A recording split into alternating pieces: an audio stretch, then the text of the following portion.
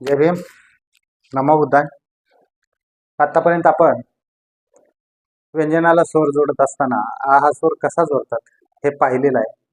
तर आज आपण ई हा स्वर व्यंजनाला कसा जोडला जातो हे आपण बघूया. तर ई हा स्वर जोडत असताना आपण त्याला वेलांटी बोलतो. आपण आता रस्व ई हा व्यंजनाला जोडत आहोत. तर बघूया आपण. क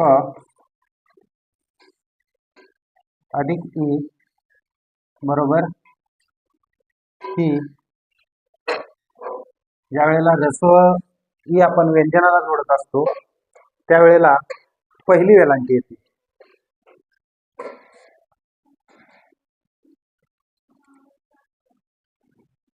क अधिक ई बरोबर की. ज्या वेळेला आपण धम्मलिपीमध्ये व्यंजनाला ई हा स्वर जोडतो त्यावेळेला चिन्हामध्ये आपण ज्या काना दिलेला असतो त्या कान्यालाच वरती एक उभी रेषा ओढली की ती पहिली वेलांटी होते.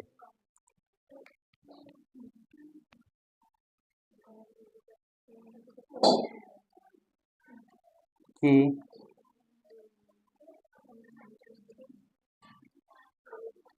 ही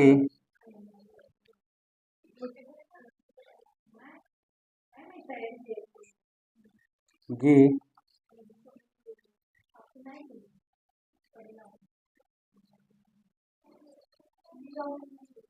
घे आणि गी.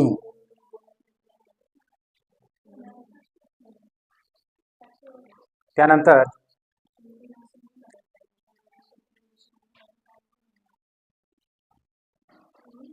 ची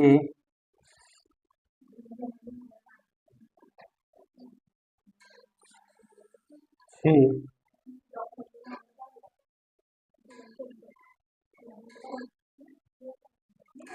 जी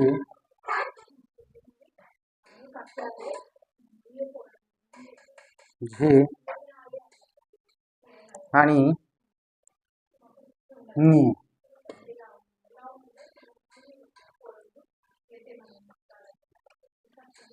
त्यानंतर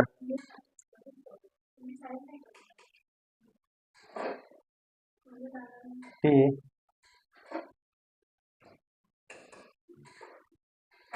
हे डी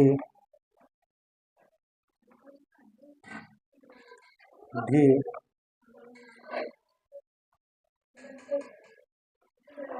नी. त्यानंतर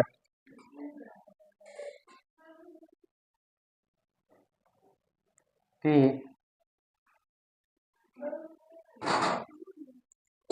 थी दी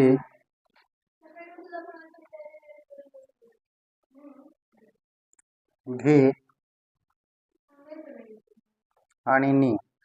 हे आपण देवनागरी लिपीमध्ये लिहून घेतलेलं आहे. तर आता हे धम्म लिपीमध्ये कसं लिहितात.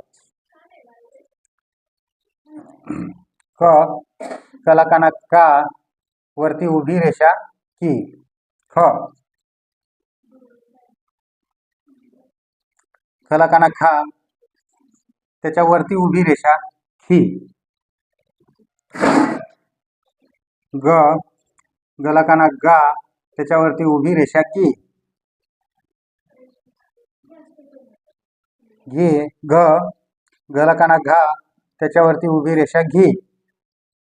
त्यानंतर गी. तर याला हा काना दिला पुढे आणि वरती उभी रेषा. ही झाली वेलांटी. ची च चलाकाना चा वरती उभी रेषा ची.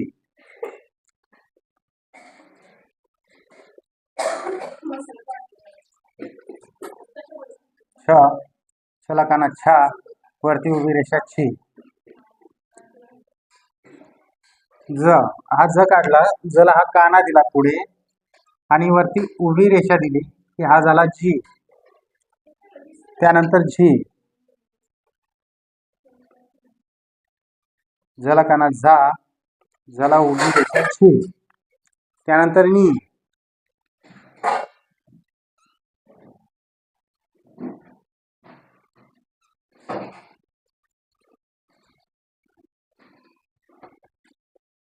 हा काना वरती उभी रेषा ही वेल आहे. त्यानंतर टी. आता ट ला वेलांटी देताना आपण काना मध्यभागी दिला होता, मात्र इथं वेलांटी देताना ट च्या वरच्या भागातील काना वाढवला आपण आणि वरती अशी वेलांटी दिली. ठ ठ ला वेलांटी देताना काना मध्यभागातून होता, मध्यभागातून दिला आणि वरती उभी रेषा दिली, हा झाला ठी. ड हा ड झाला, ड ला हा काना वरती उभी रेषा डी. ड ढ, ढला काना ढा, वरती उभी रेषा ढी. त्यानंतर नी,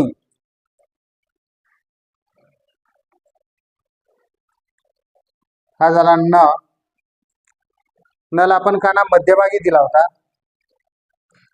वेलांटी सुद्धा अशी बी येते आणि दुसऱ्या प्रकारात हा नी आणि ही रेषा थोडीशी लांब करून वरती नी, असा बी नी अभ्यासायला मिळतो. त्यानंतर ती,